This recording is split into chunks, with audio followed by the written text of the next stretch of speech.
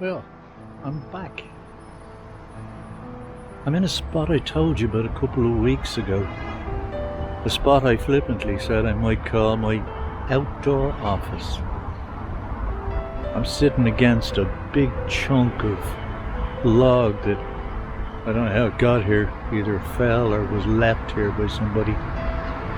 I've no way of actually knowing, but anyway, I'm back in the same spot, right by the bank of the River Dodder. And right over there is where I used to live. But I just thought I'd do a little introduction from here because it's kind of a nice little spot to rest myself. That's my excuse anyway. But I was just thinking about last week's episode and the rubbish that we found in the river, which the litter mugs and Dodder Action clean up on a regular basis. But it makes no difference at the end of the day how often they do it, because people are just so inconsiderate. They continually pour their rubbish into the river, and not just the river. I mean, this is a worldwide problem. What do we do about it? Unfortunately, we have to continue to rely on volunteers like the two groups I've just mentioned. I mean, these are wonderful people who are willing to give up their own time when they could be doing so much, so many other things with their families, their friends, whatever. They're out cleaning up a mess made by strangers. It's so unfair. But anyway, I'll use this piece just to introduce you again to both of those groups, because the part that I was at with John Kybert when I introduced him to you, we're going to go back to and clean up that horrible mess that was there. John is raising another volunteer or two to join him to do that, because unfortunately the large piece of piping and the trolleys can't be removed by a single individual. One, because the pipe is too big, and secondly because the two trolleys are actually embedded in the riverbed, partially buried. So I'll leave it at that for now, and I'll continue on when John and whoever else he gets to join him go to clean up that section of the river. But before I do, I'd like you to take a look at just how clean the river is here at this point, and imagine what it could be like if the whole river from source to sea was like this. And it could quite easily be if those who pollute it would just stop and think before carelessly dumping their rubbish along its banks and in the riverbed itself.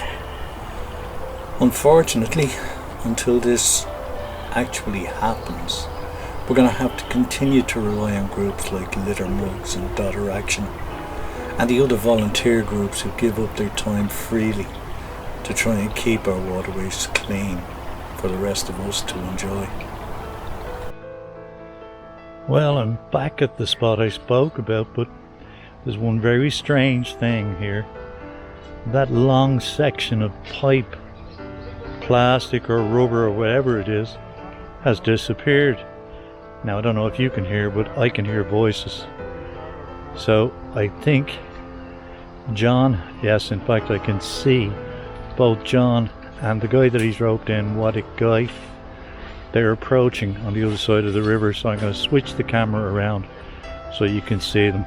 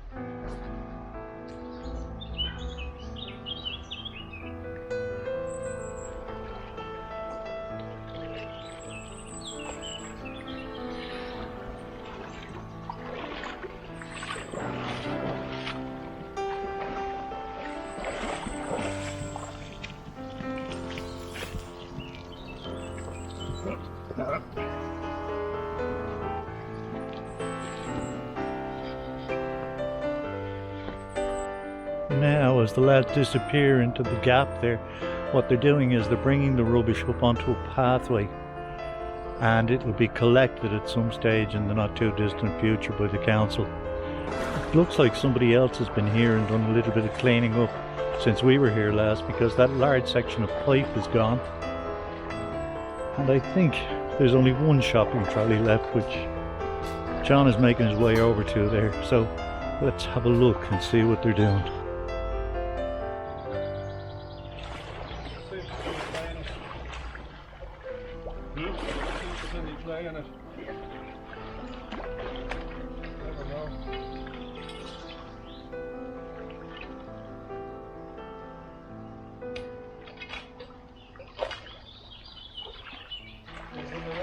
Back, they take the back of them. As opposed to the recent modern stuff.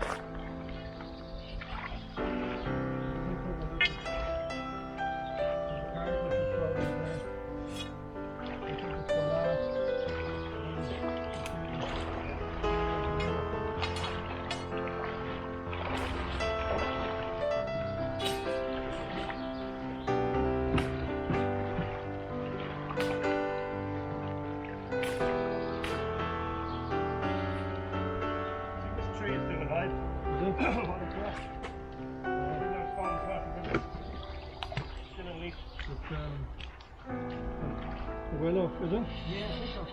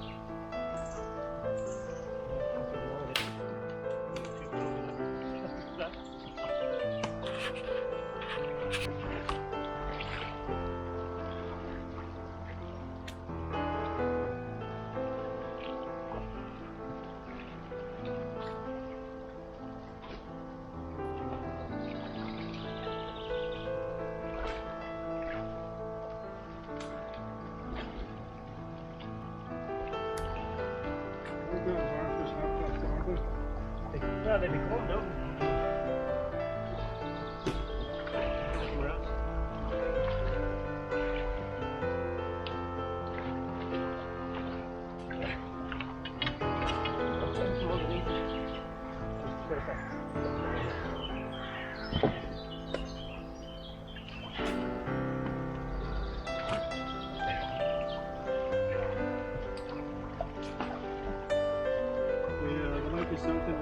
Did we just pick it up? Yeah. There's oil in it. Oil coming out. Yeah, it has a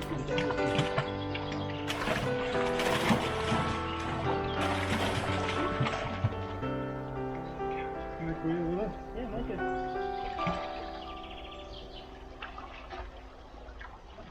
Go to the bank.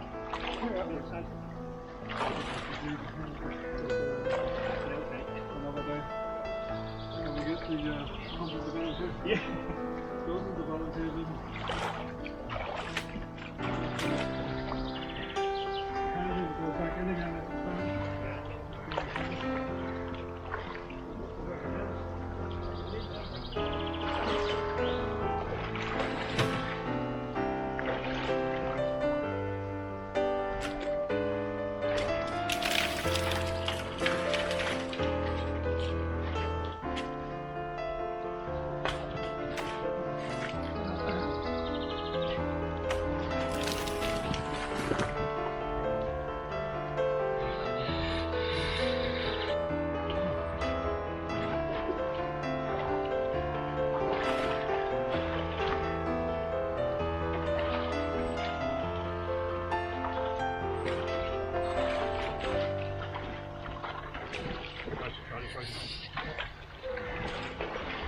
Can we carry this up?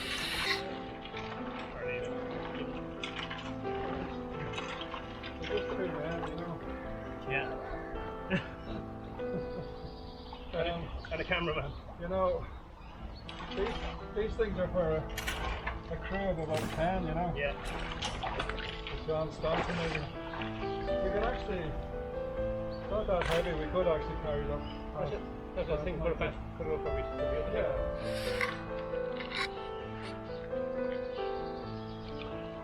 You want to turn it around in case there's stuff in it? Yeah. Thank you. We better do that. Experience. Right, let's go.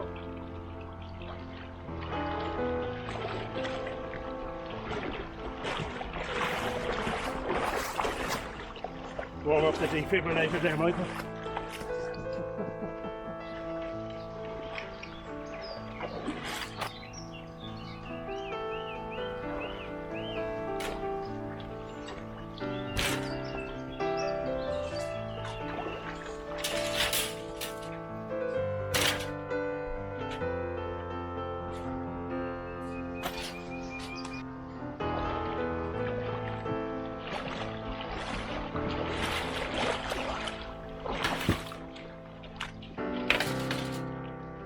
The river that keeps on giving. The light.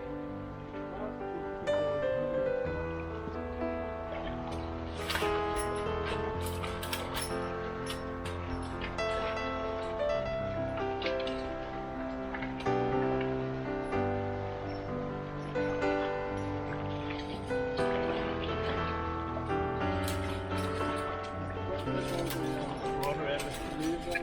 Oh, yeah. We'll get it up right and get it on the bank. Because there is water in the corner.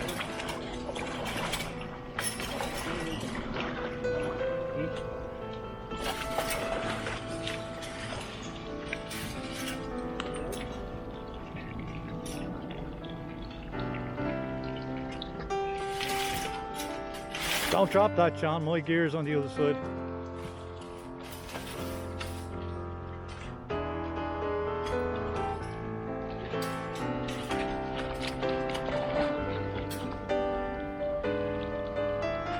Straight up with it?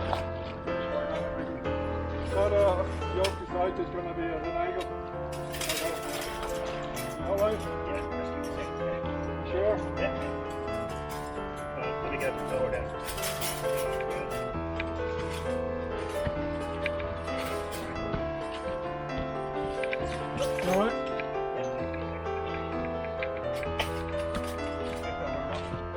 back at this spot with that heavy piece of pipe and the shopping trolleys that are buried in the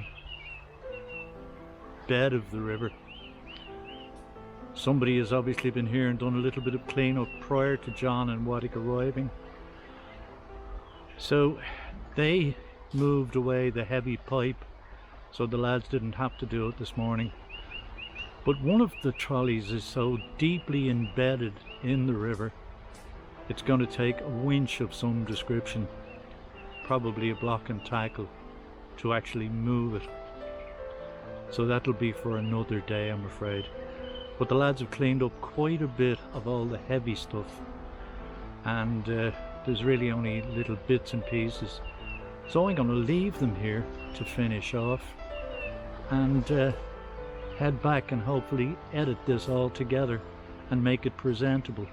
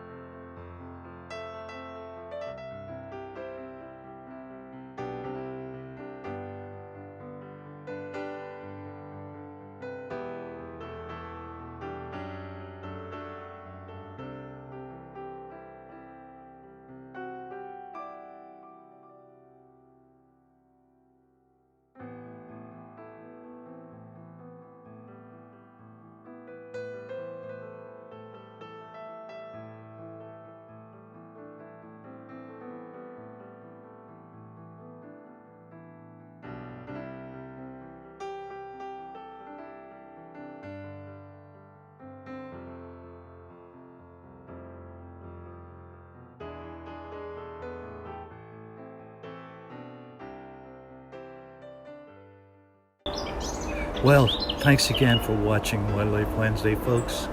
I hope you enjoyed this week's episode, and if you did, I'd be grateful if you'd give it a like and subscribe to my channel. And when you do, don't forget to ring the bell so you're notified every time I upload new content. If you'd like to buy a copy of my safari book From Sunrise to Sunset, just follow the link below the video. Till next week, stay safe, stay healthy, wash your hands and wear a mask where necessary, while continuing to maintain social distancing, because we're not quite out of the woods yet. Even me. Take care, folks. Bye.